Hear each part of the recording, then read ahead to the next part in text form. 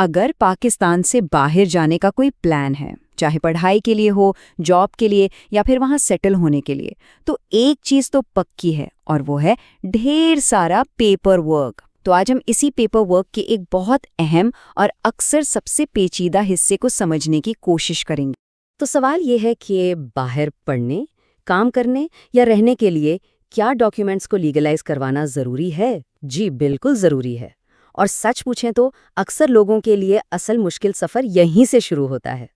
जब बाहर जाने की तैयारी हो रही होती है ना, तो अजीब बात है कि अपने ही डॉक्यूमेंट्स, अपने ही कागजात सबसे बड़ी रुकावट बन जाते हैं।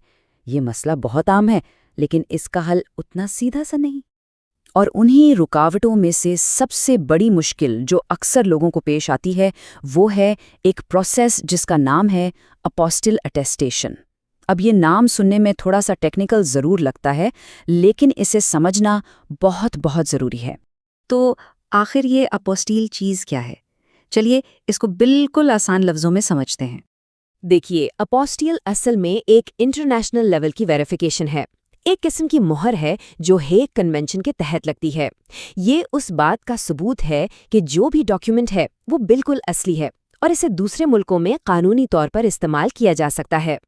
और इसकी सबसे ज़बरदस्त बात क्या है कि जिन डॉक्यूमेंट्स पर ये अपोस्टिल की मुहर लग जाती है, उन्हें हेग कन्वेंशन के 120 से भी ज़्यादा मेंबर मुल्क मानते हैं। यानी ये एक ग्लोबल स्टैंडर्ड बन गया है जो बॉर्डर्स के पार आपके पेपर्स को लीगल वैल्यू देता है।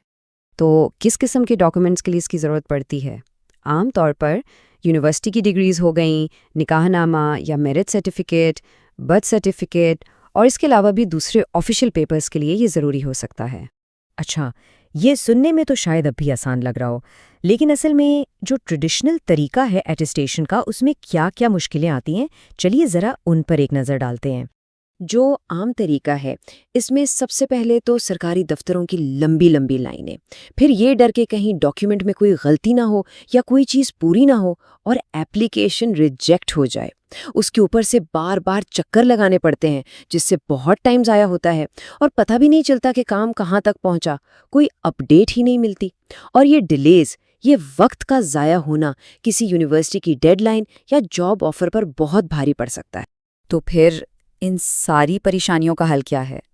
खैर, यहीं पर एक नया अप्रोच, एक नया तरीका सामने आता है जो दावा करता है कि वो इस पूरे प्रोसेस को आसान भी बनाएगा और ट्रांसपेरेंट भी।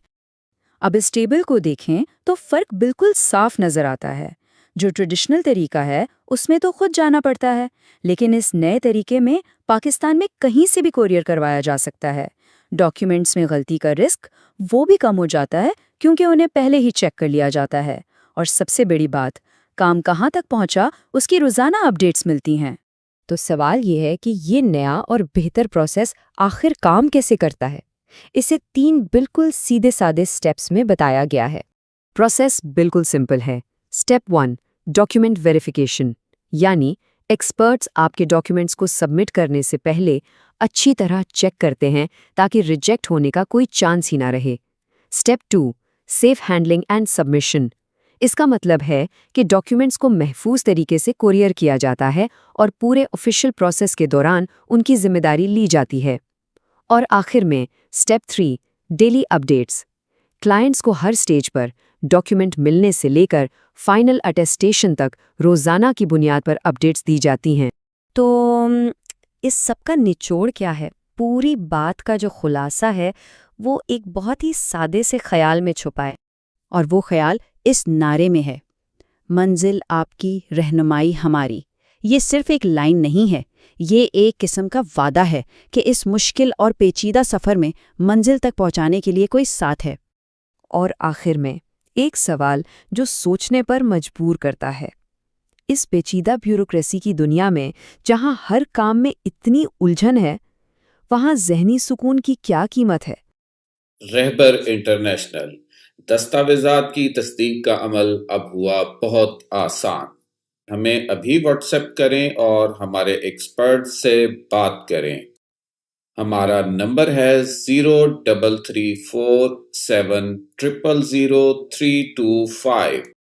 अपनी मुतल्लका अटेस्टेशन के बारे में मालूमात हासिल करें और हमारे फ़राहम करदा पते पर कोरियर के ज़रिए अपने डॉक्यूमेंट्स हमें भिजवाएं।